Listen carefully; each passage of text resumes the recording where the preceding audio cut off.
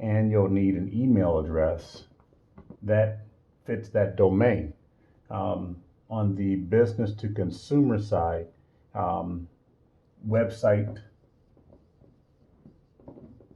is recommended, but not required. You also can use free email, but not recommended. It's not recommended that you use free email for your business to consumer, but it's widely accepted. And so a lot of people do that to save a few bucks. Also, let's talk about social media. Social media is not required. On the business to business side, but on the business to consumer, social media is highly recommended. As a matter of fact, a lot of people do most of their marketing or most of their crowd selection through social media, and this is their the strongest way that people use. And so you can see some definite differences in why people kind of shy away from either one. Let's talk about some of the results differences. I think that's important. We already talked about what they do and how they do certain things, but let's talk a little bit about some of the results. All right. From a business to business side, the pay is consistent. Or versus this, the pay is infrequent.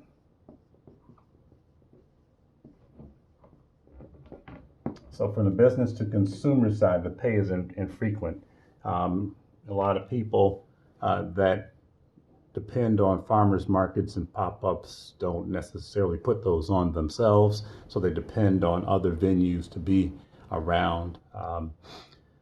You can try to sell your own website and try to do what Amazon and Alibaba and Poshmark does, but a lot of people don't necessarily know or hover around your one website, and so therefore a lot of the online strategies that people think that they can do themselves gets a little bit harder, and so the pay is sometimes infrequent.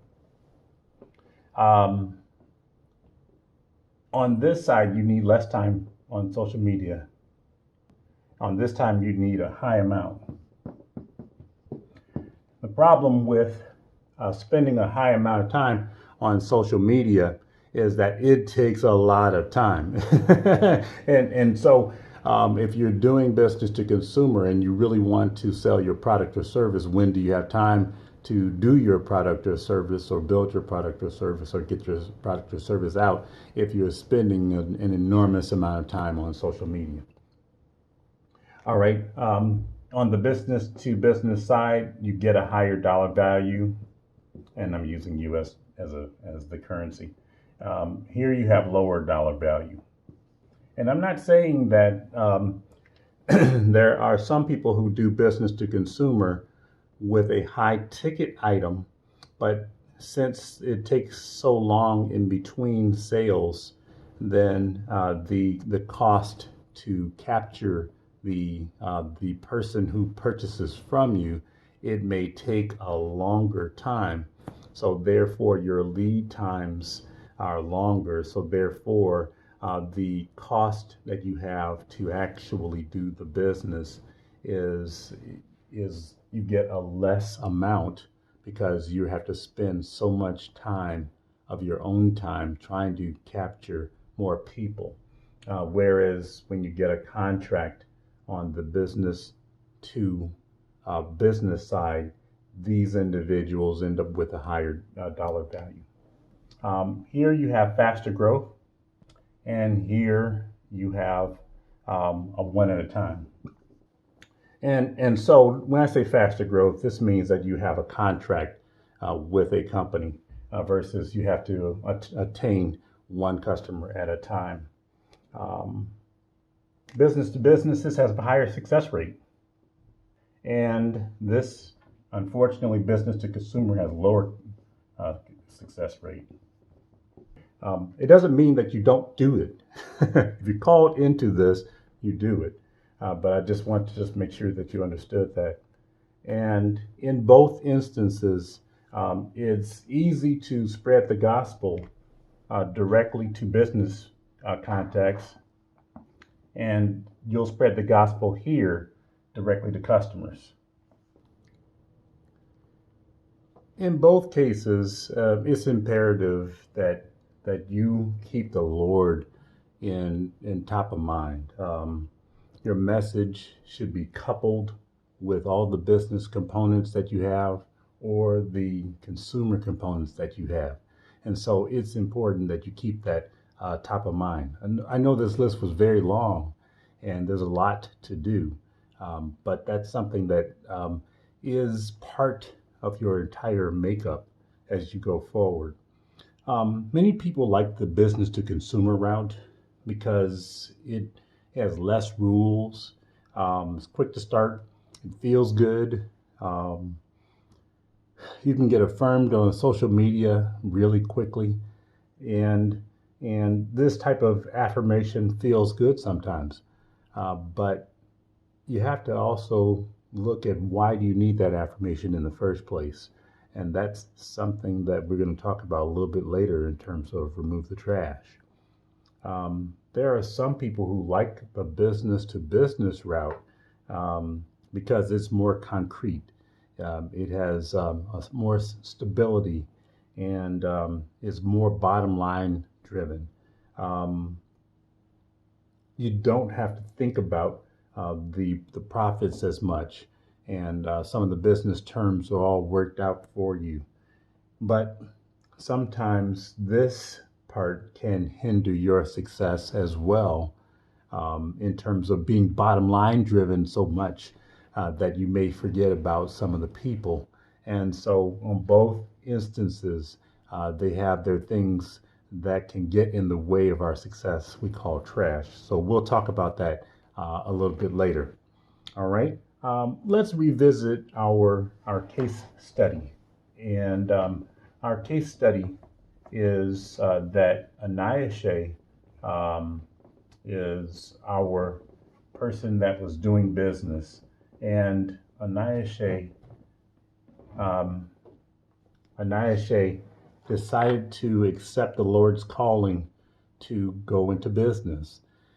She could make cakes, and she was really, really good at making cakes.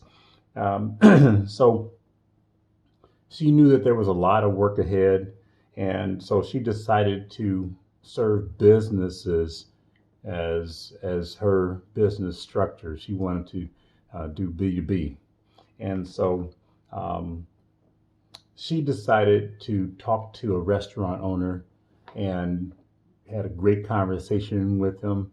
He tasted some of the cake that she made, and they struck a deal. He said, "Yeah, I'll go ahead and try out these cakes at my restaurant."